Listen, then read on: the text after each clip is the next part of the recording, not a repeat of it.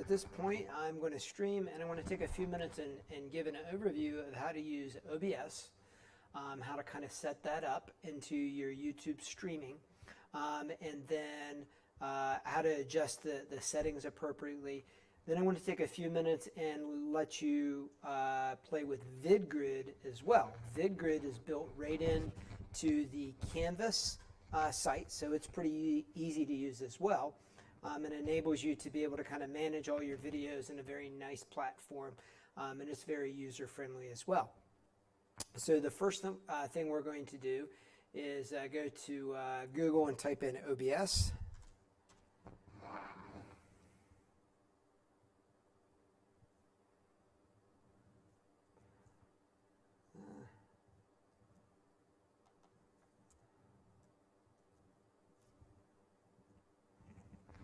And OBS is Open Broadcaster Software. It's your first hit. It's available for Windows, Mac, and Linux, so it has everything covered. It has a little editing, has some light editing studio features that are in there, which is pretty nice. And then the other thing that you need to do is set up your YouTube account. In your YouTube account, you're going to want to go in to the live streaming. And once you're in the live streaming, you're going to have to set that up initially. So go to YouTube, go into your account, and there should be a thing that says, I want to go in and start doing video. And as you can tell, once you have all this set up, I'll show you the big pieces that you need, but once you have all this set up, you're going to be able to see yourself streaming out there. That's that live stream that I had multiple people watching at the same time. There is a little bit of a delay. It's about a 10 or a 15-second delay. And then once you're done your video, it takes anywhere from 10 to 15 minutes to re-encode your video to make it available for everybody. But as long as you know that you did what you needed, you could actually share that URL. You can post the URL, and you'll be able to go ahead and submit at that point in time. So what do you need?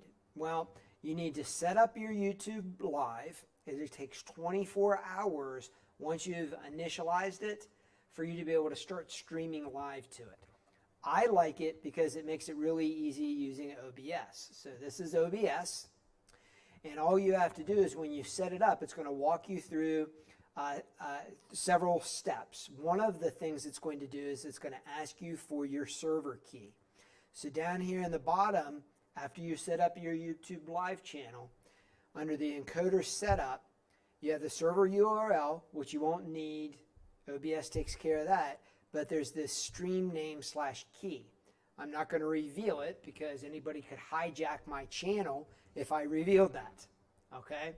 But you're going to take that key, and during the setup process, it's going to ask you what service you want. You're going to select YouTube, and then it's going to ask you for the key. You put the key in, and now you're linked up with your YouTube account.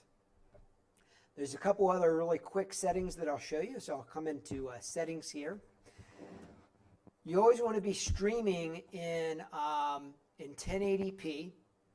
So right here, and it's going to be grayed out because I'm streaming right now, but it says base canvas resolution. Notice how it says 1920 by 1080. That's going to be the native resolution for this, 1920 by 1080. And then there's the output scaled resolution. You want to make sure you change that to 1920 by 1080 as well.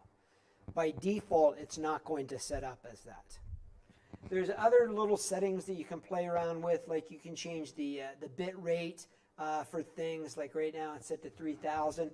3000 will pick up all of those nuances of the text because we're going to be doing a lot of text. The key to this is I need to be able to see what you're talking about. So please take a few minutes, test it out, kind of go from there. The other aspect that you need to do is you need to add sources in, all right? You can add multiple things. You can add multiple display sources. You can add cameras, multiple audio sources. This is a really, really powerful tool. We're using it just for this basic recording. So to add, you click on the plus, and then you can decide what you want. I want an audio input. an audio output, a browser. I can do just a browser. I can do a display capture. That's everything. That's my entire screen if I do a display capture. I can do a game capture. I can just do image. I can do media. And I can come all the way down through here and pick just something specific if I want to do that.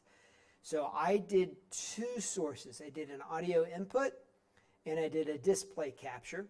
And you'll see right here, there's the display capture and the audio capture. When the eyeball is lit, well, that means that everything is capturing. You can see the display right here.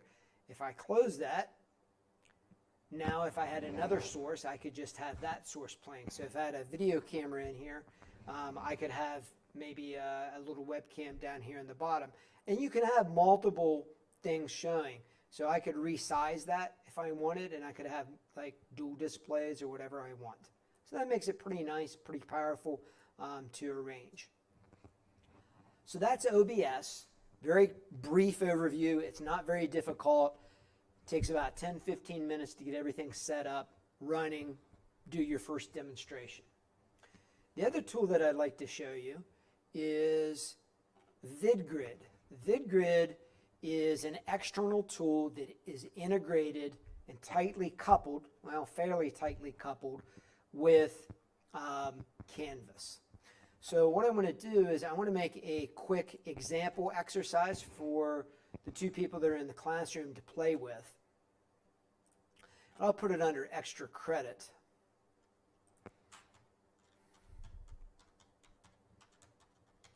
All right.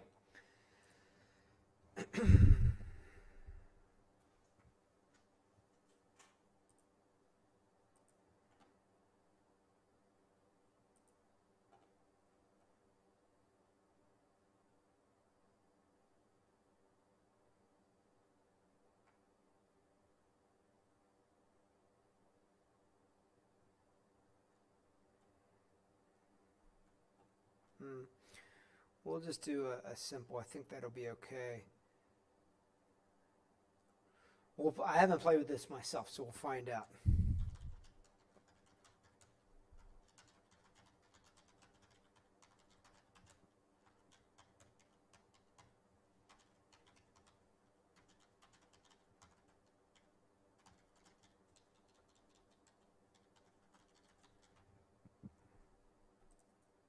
And I can adjust this if it doesn't work.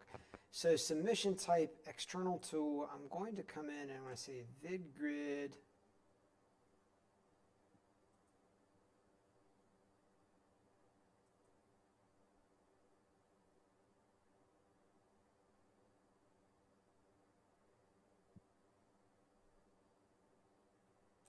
Let's try this. Let's see if that works.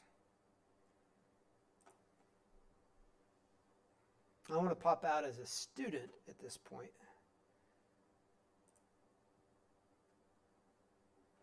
Okay, so you all try this. So go into your assignments.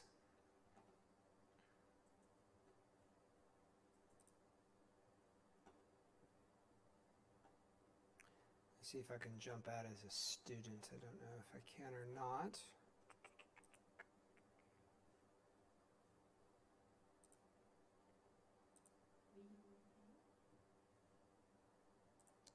Give me 1 second here. Jump out as a student, and then I'll go into assignments. And right up there in the extra credit, there should be that in the video. There should be a VidGrid play. We'll see if this works. I don't know if this will work or not. So does this show up for you all?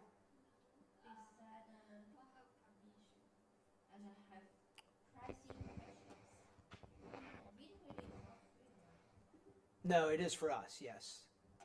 Yeah, you know, we pay for it. The university pays a lot of money for it. So it did not work? Okay, so let's try this. Maybe I'm making it too difficult. Let me leave that. And I'll come in and edit assignment.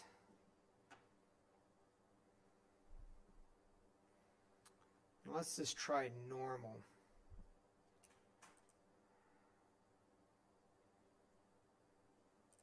Let's try this.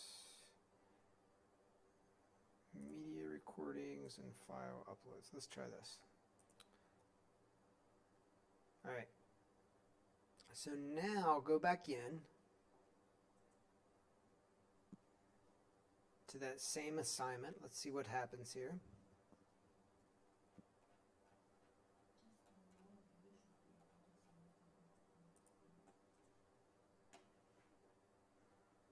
Now it just says submitted assignment. We don't want that, so hold on. Let's try it again. I've never done it this way, so we'll see what happens. Let's try text entry.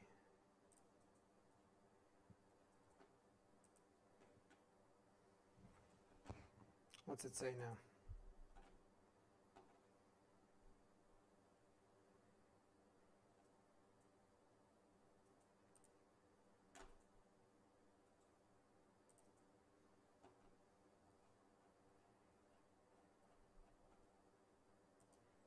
If I can't figure it out in just another few minutes here. Let's see. Oh, there we go. So down at the bottom, do you see where you have text entry?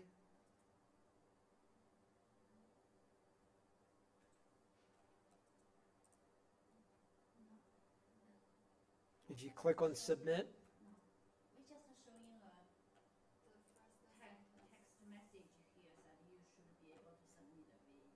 So, okay, so click on VidGrid Play. So I'm as a student right now. You see where it says Submit Assignment? Yeah. Click on Submit Assignment. Oh, now I see. Yeah. And now come down to Text Entry. Do you have a VidGrid right here? Yes. See that? So click on that and click on VidGrid Enabled. Or VidGrid Embed. Now I asked for permission to be turned on. Okay, I'll have to get that turned on. But let me give you an overview real quick of how VidGrid works. And once I get it turned on and configured, we should be good, all right? So this is going to be VidGrid, and you can click on record. And it's going to ask you to download a little app. And it only takes a few seconds.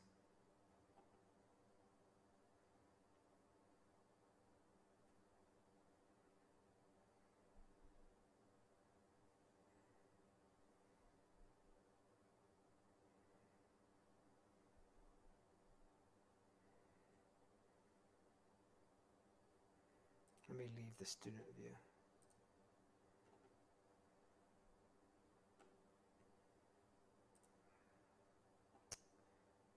Let's see. Okay. So let's say that I want to embed something in here. I can come into my VidGrid. And I say record.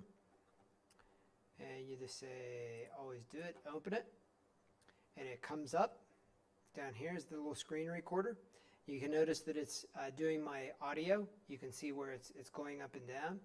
I can come up here and I can say, well, let's just make that full screen.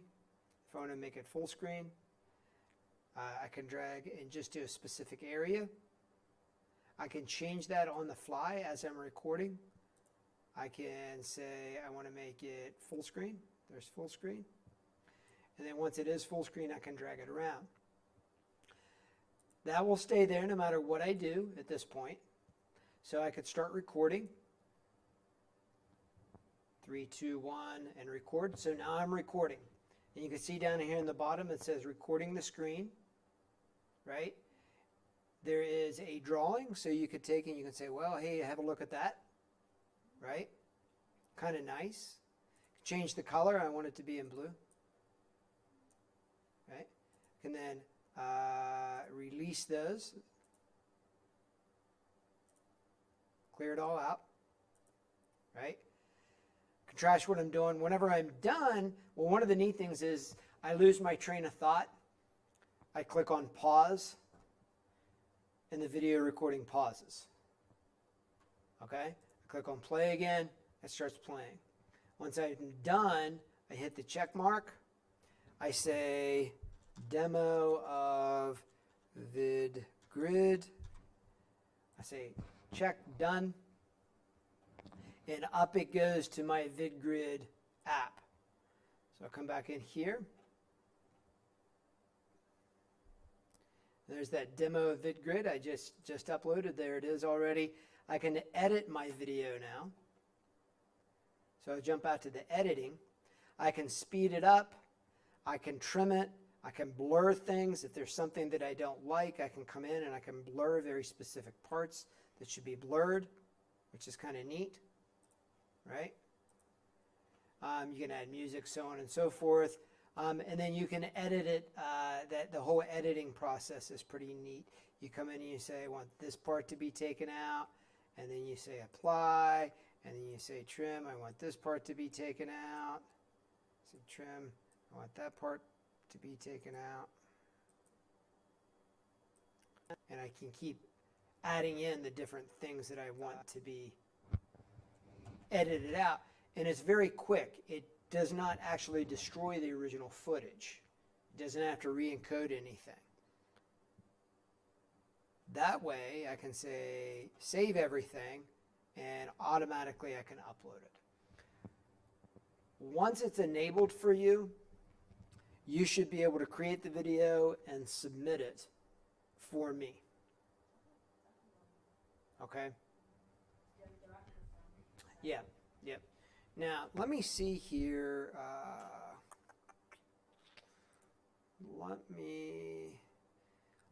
I want to turn off my recording at this point, and that is a pretty nice thing. So you have two different options.